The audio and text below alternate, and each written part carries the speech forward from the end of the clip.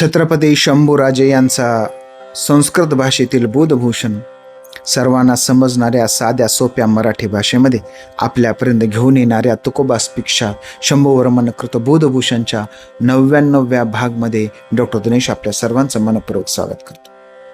आजचा विषय आहे तो म्हणजे हार, म्हणजे हार. गळ्यात जो फुलांचा हार घातला जातो त्या हाराला उद्देशून महाराज काय लिहितात आणि त्याचा अर्थ काय. अन्योपी संती गुणिनः कति नो जगत्याम हार तुमेव गुणिनामुपरि स्थितोसि येनी दृश्यासुरेसी नित्यं वस्थितातः च सद्वत्तच्चा च शुचिता च न खंडिता च. महाराज लिहितात अन्योपी संती गुणिनः. हार तर गुणवान आहे, परंतु हारासारखे अनेक कितीतरी लोक गुणवान आहेत आणि कितीतरी गोष्टी गुणवान आहेत. कति नो जगत, ह्या जगतामध्ये कितीतरी लोक गुणवान आहेत. तरी पण विशेष काय, हार तुमेव गुणिनामो परिस्थितोसी. पण हाराचा जो गुणधर्म आहे, हाराचे जे गुण आहेत, हे गुण कसे आहेत, एकमेव आहे. हारासारखा गुणवान दुसरा कुणी नाही, हारासारखं सुंदर कुणीही नाही. हार जो फुलांनी गुंफलेला असतो आणि स्वागत करताना, कौतुक करताना गळ्यामध्ये घातला जातो. एनी दृश्या सुरेसी नित्यम वस्थितः. कधीही पहा तुम्ही, एकदम व्यवस्थित असा अरेंज केलेला आपल्याला दिसून येतो.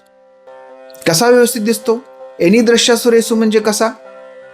एखाद्या हरणाचे डोळे ज्या पद्धतीने व्यवस्थित अरेंज अशा आकारामध्ये असतात, सुंदर दिसतात. जणू काही हरणाच्या डोळ्यांचं अरेंजमेंट संपूर्ण हाराच्या रूपामध्ये केलेले आहे. एवढं सुंदर ते हाराचं चित्र आपल्याला दिसतं. एवढा हार आपल्याला काय दिसतो? सुंदर दिसतो. कृष्ण हरिण म्हणजे काळ्या रंगाचा हरिण, आणि काळ्या रंगाच्या हरणाचे डोळे जसे व्यवस्थित असतात, अगदी त्या पद्धतीने हे हारांचे अरेंजमेंट केलेले आपल्याला दिसून येते. सद्वत्तता च शुचिता च न खंडिता. त्याच्यामध्ये शुचिता हे एटिकेट्स पूर्णपणे पाळले गेले आहेत. खंडितपणा नाही, म्हणजे इथे एक फुल, इथे एक फुल असं. म्हणजे त्यामध्ये चांगल्या वृत्तीचा, चांगल्या विचाराचा अजिबात खंड नाही. किंबहुना हार हे जे आहे, हे चांगल्या विचाराचं आणि चांगल्या वृत्तीचंच प्रतीक मानलं जातं. आणि केवळ सुंदर दिसते म्हणून नाही, तर ह्या हारासोबत जी गुंफण आहे, ही गुंफण कशाची आहे? चांगल्या विचाराची, चांगल्या वृत्तीची आहे.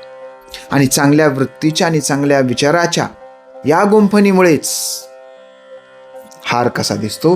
शोभून दिसतो, शोभिवंत दिसतो. आणि त्याचं महत्व हे एकमेवाद्वितीय आहे. चांगल्या गोष्टी हजारो आहेत समाजामध्ये, मात्र हार एकमेवाद्वितीय का आहे? तर यामध्ये चांगल्या चांगल्या गोष्टींची गुंफण केली आहे.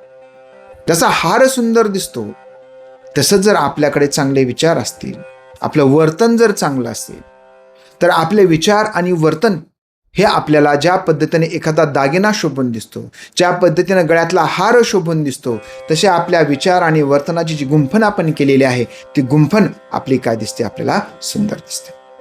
हारामध्ये एकच रंग न घालता 2 रंग वेगळे, मध्ये एखादं पान फुल, पुन्हा वेगळा रंग, अशा पद्धतीची गुंफण केलेली असते. तसं आयुष्यामध्ये हे आपण आपले चांगले विचार आणि त्या अनुरूप आपलं वर्तन ह्यांची गुंफण जर केली, तर जसा हार हा एकमेवाद्वितीय बनून आपल्याला समोर उभा असलेला दिसतो, तसं आपलंही व्यक्तिमत्व आपल्याला एकमेवाद्वितीय असलेलं, बनलेलं आपल्याला दिसून येईल. थांबूया, भेटूया पुढच्या श्लोकामध्ये. तोपर्यंत जय शहाजी, जय जिजाऊ, जय शिवराय, जय शंभूराजे.